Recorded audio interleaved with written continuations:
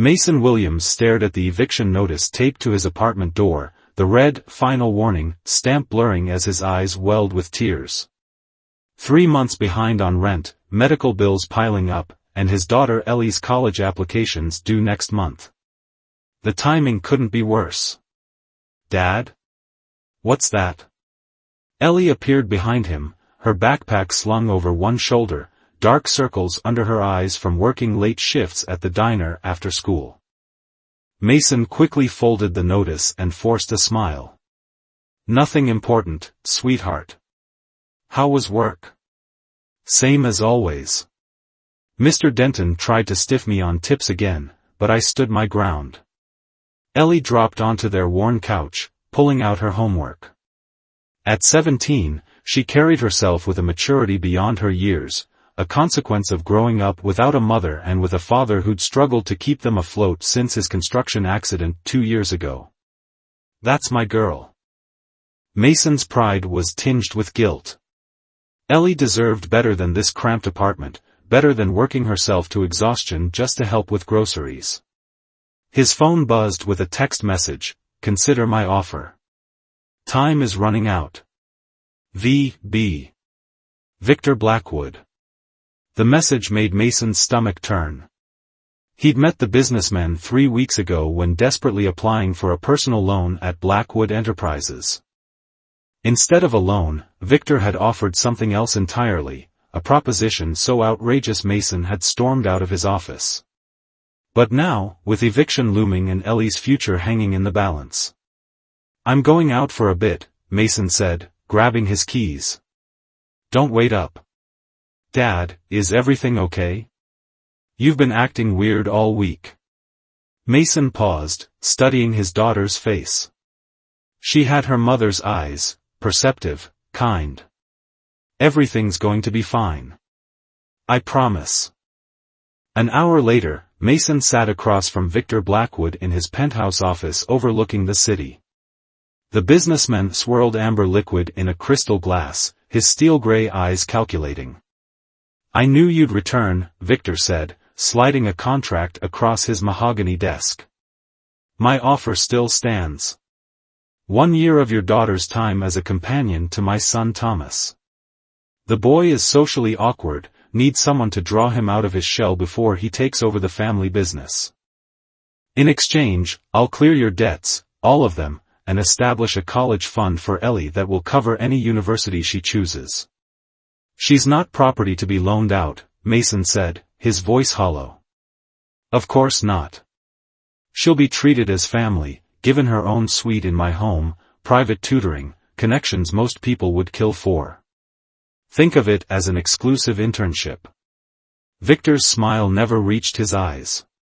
"And your alternative is?" "What exactly? Homelessness? Watching her potential wither as she works minimum wage jobs to support you both?" Mason's hands trembled as he read the contract. The terms were clear. Ellie would live at the Blackwood estate for 1 year, serving as social companion to Thomas. Her education would continue through private tutors. No explicit mention of anything inappropriate, yet the arrangement felt wrong on every level. "She's almost 18. She could decide for herself," Mason muttered. "This offer expires tonight," Victor replied. "And includes a non-disclosure agreement. Ellie needn't know the financial arrangement. Tell her it's a prestigious live-in mentorship program. Many would consider this the opportunity of a lifetime." Mason thought of their empty refrigerator, the unpaid medical bills, Ellie's dreams of becoming a doctor someday. What kind of father would he be if he couldn't provide for her future? "I need to speak with her first." "Explain the opportunity." Victor shook his head. "That's not how this works. I need your decision now. Don't worry, she'll adjust quickly once she sees the benefits." Mason stared at the pen Victor extended toward him, feeling as though he stood at the edge of an abyss. "What exactly does your son expect from her?" Mason asked, his voice barely audible. Victor smiled. "Nothing she wouldn't be willing to give in time. My son is a gentleman. With self-loathing burning in his chest, Mason took the pen. The Blackwood estate sprawled across 5 acres of manicured grounds, the main house a Victorian masterpiece of stone and stained glass. Ellie pressed her forehead against the car window as they approached, her expression unreadable. "Dad, you still haven't explained how you found this mentorship program," she said, turning to Mason. "And why I had to pack everything. 3 days ago, you didn't even mention this opportunity." Mason gripped the steering wheel tighter. The lie had tasted bitter when he'd presented it to her, a special academic mentorship with the Blackwood family, a chance to prepare for pre-med with resources they could never afford, an opportunity that couldn't be refused. "Sometimes opportunities appear when you least expect them," he managed. "Mr. Blackwood was impressed by your academic record. But I've never even met him." Before Mason could fabricate another explanation, they pulled up to the circular driveway where Victor Blackwood stood waiting, immaculate in a tailored suit despite the early hour. "Welcome to Blackwood Manor," Victor said, opening Ellie's door with practiced charm. "You must be Eleanor. Your father has told me so much about your academic aspirations." Ellie shook his hand cautiously. "It's just Ellie, actually." "Ellie it is. Thomas is looking forward to meeting you. He's been without proper companionship since returning from his studies abroad." Mason helped unload Ellie's suitcases, each moment bringing fresh waves of shame. The house staff took her belongings, disappearing through the grand entrance. "Can I show Dad my room first?" Ellie asked. Victor's smile remained fixed. "Of course. Though we should get you settled quickly. Your father mentioned he has an important job interview this afternoon." Another lie. Mason avoided his daughter's eyes. The tour was brief and overwhelming, a suite larger than their entire apartment, with a private bathroom featuring marble countertops and a clawfoot tub. A walk-in closet already filled with clothes in Ellie's size. A study area with the latest computer equipment and medical textbooks. "This is excessive," Ellie whispered to her father when Victor stepped away to take a call. "They want to make sure you have everything you need," Mason replied, his voice tight. "For how long, exactly?" "You said a while, but that's not very specific." Before Mason could answer, Victor returned with a young man trailing behind him. Thomas Blackwood appeared to be in his early 20s, tall and lean with his father's sharp features softened by uncertainty. He wore expensive clothes that hung awkwardly on his frame, and when introduced to Ellie, he barely maintained eye contact. "Thomas will show you the grounds after lunch," Victor announced. "Now, Mason, we should let Ellie settle in. I believe you have that appointment to keep." The goodbye was hurried and hollow. Mason hugged his daughter tightly, promising to call that evening, while Victor looked on with thinly veiled impatience. "Something doesn't feel right," Ellie whispered against his shoulder. "Trust me," Mason said, though he knew he'd forfeited the right to ask that of her. "This is a good opportunity. I'll visit soon." As he drove away, the rearview mirror framed Ellie standing small against the imposing facade of the house, and Mason forced himself not to turn around. That evening, in his empty apartment, Mason stared at his phone.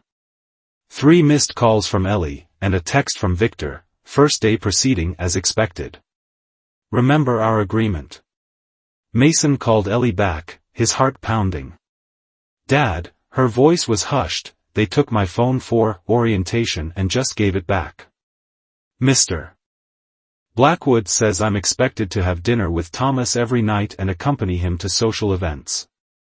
This doesn't feel like an academic program." "Give it time," Mason said, hating himself. "These connections could be valuable for your future. Thomas barely speaks, and when he does, it's like he's reciting something memorized. And his father keeps talking about how I'll help Thomas come out of his shell. That's not why I'm here, is it?" Mason closed his eyes. "Just try to make the best of it. Please." The line went quiet for a moment. "Dad, What aren't you telling me? Did something happen? Are we in trouble? Everything's fine, Mason lied. I need to go. I love you. He ended the call and stared at the bank notification on his phone, all debts cleared, as promised. The price of his daughter's freedom. On his kitchen counter sat a college brochure for Harvard Medical School, Victor's not-so-subtle reminder of what this arrangement could provide for Ellie's future. If only that made it easier to sleep at night. 3 weeks into her stay at Blackwood Manor, Ellie knew every creaking floorboard and hidden alcove. She'd mapped escape routes and memorized the security guard rotations, knowledge born from necessity rather than curiosity. Her mentorship had quickly revealed itself as something else entirely. Academic resources were abundant, yes, but they came with expectations. Accompany Thomas to dinners with his father's business associates, laugh at their jokes, create the illusion that Thomas had social grace. When potential investors visited, Victor would parade them as the perfect couple, his socially awkward son and the bright, beautiful girl who'd chosen him. Chosen.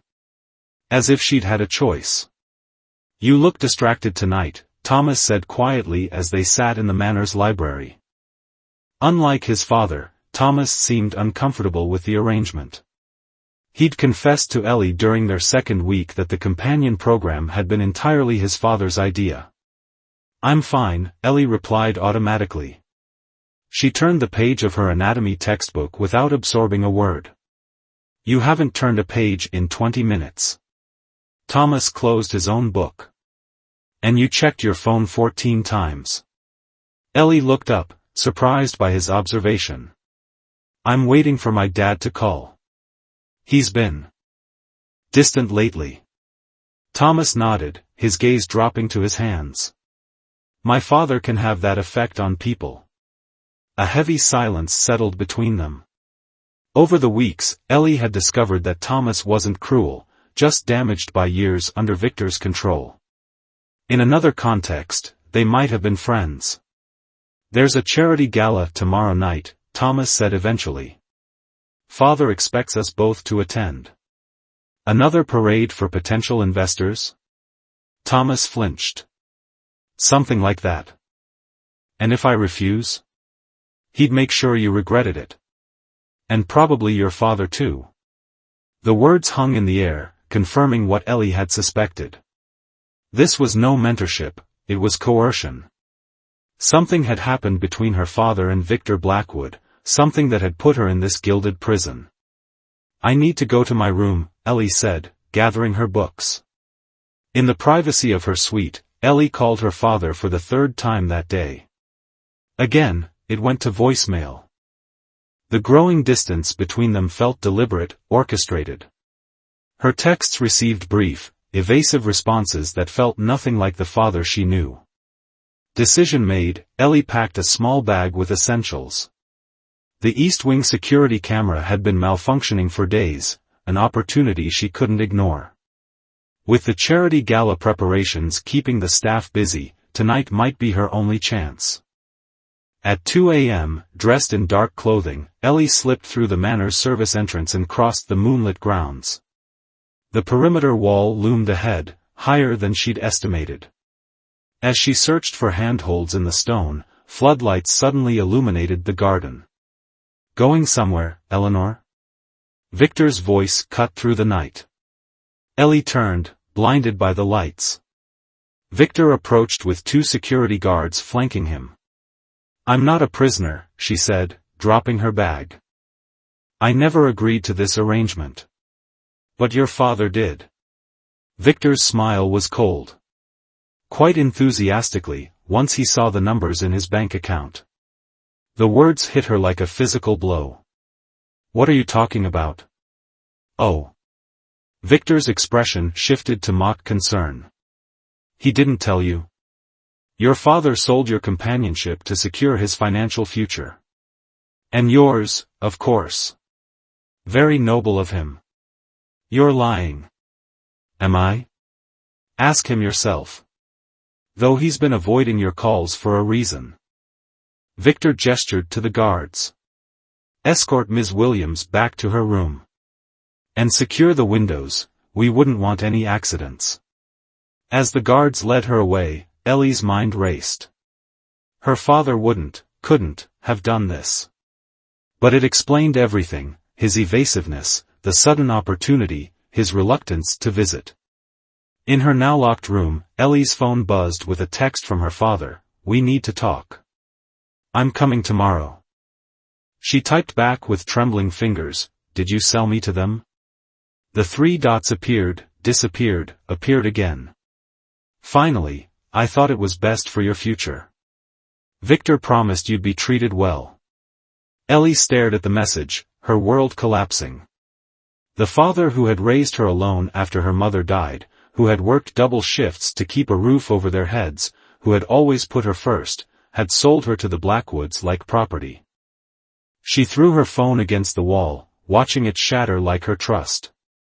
Across town, Mason stared at his daughter's last message. The weight of his decision crushed him anew. He'd tried to convince himself it was for her benefit, the education, the opportunities, but facing her accusation stripped away his self-deception. He picked up his phone again and dialed a number he'd found after weeks of searching. "Detective Rivera? This is Mason Williams. I need to report a crime. Against my daughter. Against myself." His voice broke. "I've made a terrible mistake." The detective's voice was cautious. "What kind of crime, Mr. Williams?" "Coercion. Exploitation. I don't know the legal terms. But Victor Blackwood has my daughter, and I helped put her there." "Blackwood? The Victor Blackwood?" The detective's tone shifted. "Sir, do you have evidence of wrongdoing?" Mason looked down at the contract he'd signed, his daughter's freedom exchanged for financial security. "Yes," he said firmly. "I have everything you need." The morning after her escape attempt, Ellie sat rigid at the breakfast table while Victor discussed the upcoming charity gala as if nothing had happened. Thomas watched her with concern, his eyes darting between Ellie and his father. "Eleanor will be wearing the blue gown we selected," Victor informed the hovering staff. "And ensure her security detail is discreet but present. We wouldn't want her wandering off during such an important event." "I'm not going," Ellie said quietly. Victor's silverware paused midair. "Pardon?" "I said I'm not going." She met his gaze directly. "My father sold my time, not my dignity. I know what this arrangement really is now." Thomas stared at his plate, knuckles white around his fork. "Your father made a wise investment in your future," Victor replied smoothly. "One night of socializing seems a small price for a full ride to medical school, doesn't it? I'd rather earn my way honestly." Victor's pleasant mask slipped for an instant, revealing something cold beneath. "That's not your choice to make anymore." He checked his watch. "I have meetings until 4. Thomas, perhaps you can help Eleanor understand her position here." After Victor left, silence stretched between them until Thomas spoke. "I'm sorry," he said, his voice barely audible. "This isn't what I wanted either." Ellie scoffed. "Then why not stop it? Stand up to him for once. You don't understand what he's capable of." Thomas's eyes darted to the security camera in the corner. "Not here. Meet me in the greenhouse in 20 minutes. It's the only place without surveillance." The greenhouse sat at the edge of the property, a Victorian glass structure filled with exotic plants. Thomas was waiting when Ellie arrived, pacing nervously among the orchids.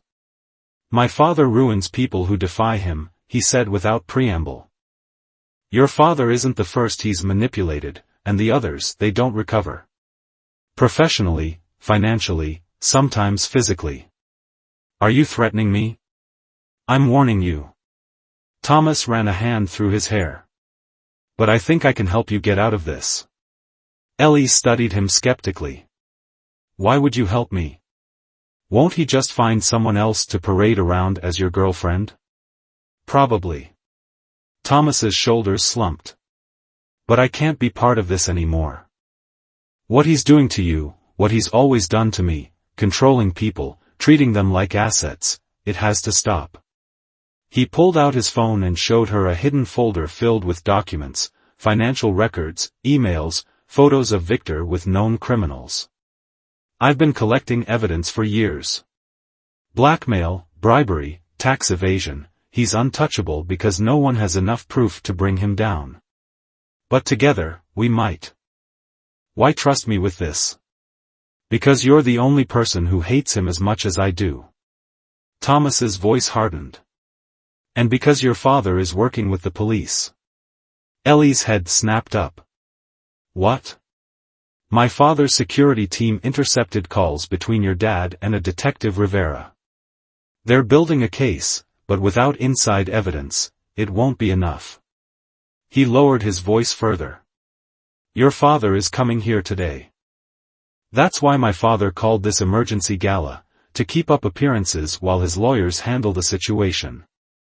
Handle it how? A chill ran through Ellie. I don't know exactly, but his fixer arrived this morning. Nothing good ever follows. Thomas hesitated. We need to act tonight, during the gala. Security will be focused on the event, and most of his inner circle will be there. I can get you access to his private office. Ellie's mind raced. If what you're saying is true, my dad's in danger. Probably. My father doesn't forgive betrayal. Thomas handed her a small flash drive. This contains everything I've gathered so far. Financial records, blackmail evidence, recorded conversations. Not enough to guarantee a conviction, but combined with whatever your father has. A gardener approached the greenhouse, and they fell silent, pretending to examine a flowering vine. The gala starts at 8, Thomas whispered when they were alone again. My father's office will be empty during his opening speech at 8:30. The safe combination is my mother's birthday, August 17, 1974. There's a folder marked Williams that contains your father's contract and probably plans for dealing with him. You've thought this through. I've been waiting for an opportunity for years. Thomas's eyes met hers, resolute for the first time. You're not the only victim here, Ellie. Back in her room, Ellie paced anxiously, the flash drive hidden in her pillow. Her phone, replaced after last night's destruction, showed a message from her father, at the gate. Victor's security won't let me in. Said to come back tonight for the gala. She texted back, don't trust him. It's a trap. Meet me at the greenhouse at 8:30. 3 dots appeared, then disappeared. Finally, I'll be there. I'm so sorry, Ellie. As her bedroom door opened, Ellie quickly deleted the messages. A stone-faced maid entered with the blue gown Victor had selected, followed by a stylist and makeup artist. Mr. Blackwood insists you begin preparations now, the maid said flatly. Ellie nodded, her mind calculating. To save her father, she would play along, one last performance in this twisted theater. Across town, Mason sat in Detective Rivera's office, sliding a copy of his contract with Victor across the desk. This proves coercion and exploitation of a minor, Mason said. And I have recordings of our conversations where he makes the true nature of the arrangement clear. Rivera examined the document with a deep frown. This is disturbing, but Blackwood's lawyers will claim your daughter is receiving mentorship and education as stated here. The implications are clear to us, but legally ambiguous. Then what do we need? Evidence of other crimes to establish a pattern.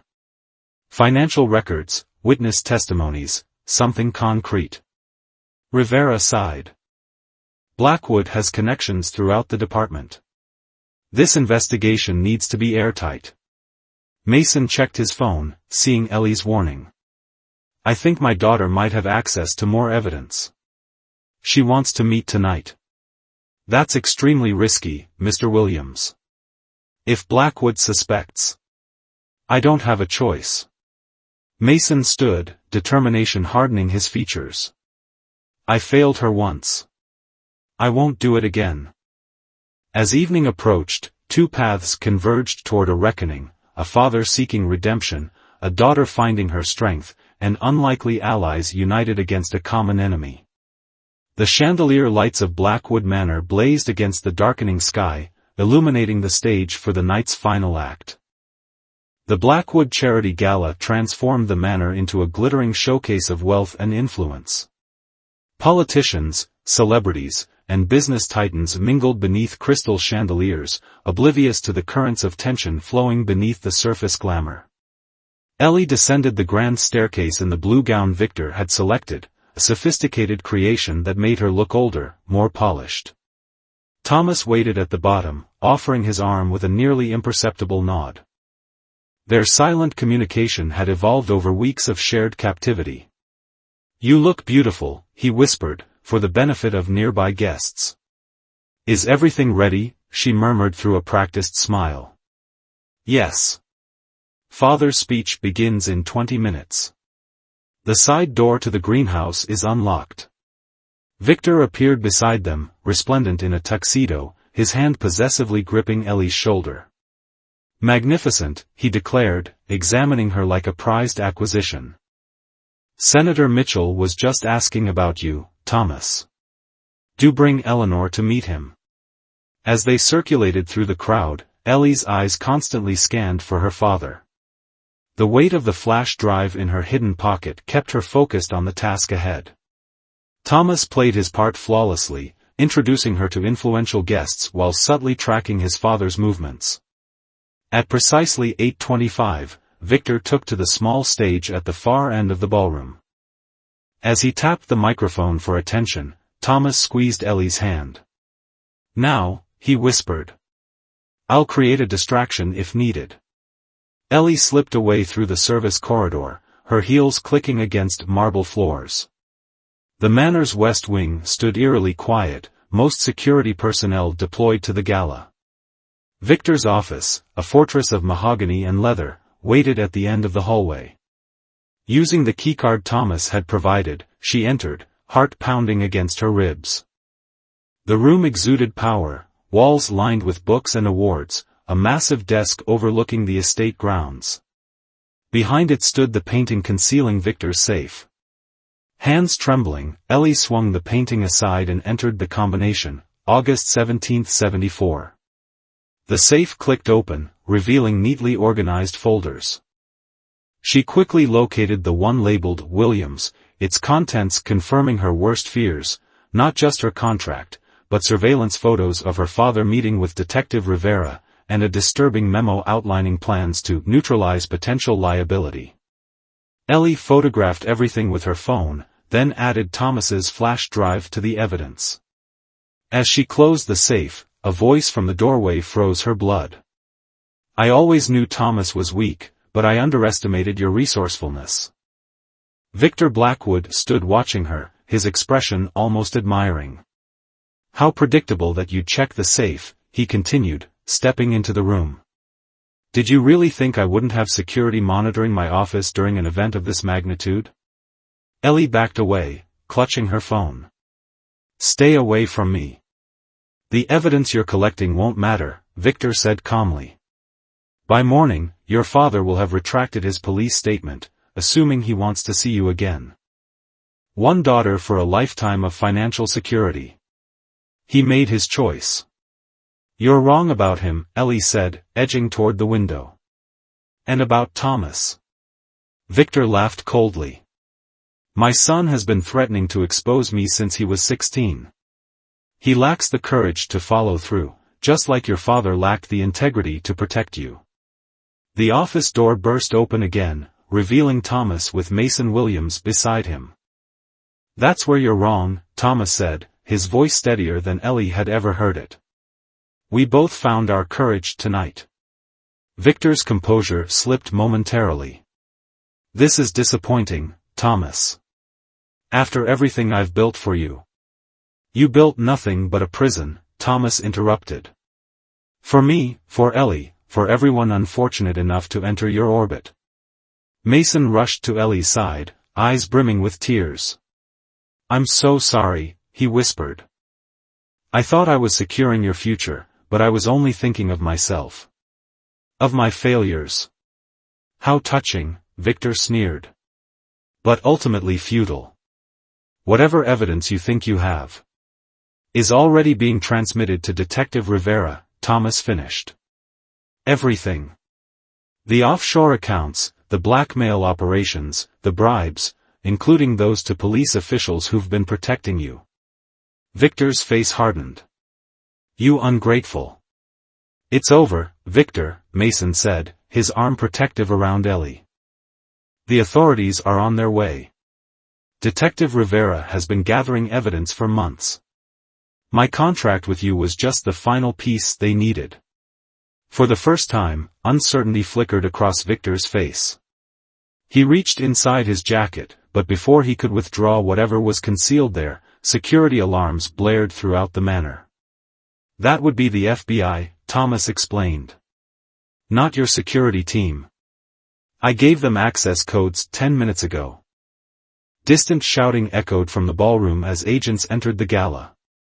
Victor lunged toward his desk, but Thomas moved faster, blocking his path. "You're nothing without me," Victor hissed at his son. "Nothing." Thomas stood his ground. "I'm only beginning to discover who I am without you." As federal agents stormed the office, Ellie turned to her father. "Did you really think selling me was the answer?" Mason's face crumpled with shame. "I convinced myself it was an opportunity for you, education, connections, but deep down, I knew it was wrong. That's why I contacted the authorities almost immediately. I couldn't live with what I'd done. You could have told me the truth. I was afraid you'd never forgive me." Mason watched as agents handcuffed Victor. "I'm not sure I deserve forgiveness." Ellie took her father's hand, her emotions a complex tangle of hurt, relief, and cautious hope. "Forgiveness isn't something you earn," she said quietly. "It's something we both need to rebuild, day by day." Outside the manor, emergency lights painted the manicured grounds in flashes of blue and red. Detective Rivera debriefed them as agents escorted guests from the property, the charity gala transformed into a crime scene. "The evidence you provided is damning," Rivera told them. "Financial crimes, blackmail, even evidence of witness tampering in previous investigations. Blackwood won't recover from this." Thomas stood apart from them, watching his childhood home swarming with federal agents. Ellie approached him hesitantly. "What happens to you now?" He shrugged, a weight visibly lifted from his shoulders despite the uncertainty ahead. "Testimony. Investigations. Eventually, finding out who I am when I'm not being controlled by him." He glanced at her. "What about you?" "College applications," Ellie said with a small smile. "The honest way this time. I hear scholarships exist for students who help bring down criminal enterprises." As dawn broke over the Blackwood estate, Ellie and Mason drove away together. The road ahead would be difficult, trust broken, finances uncertain, emotional wounds still raw, but for the first time in months, they faced it honestly, side by side. "We'll figure it out," Mason promised, no longer running from his mistakes. Together. Ellie watched the manor shrink in the rearview mirror, the golden cage that had nearly consumed them both fading into the distance. "Together," she agreed, turning toward the rising sun.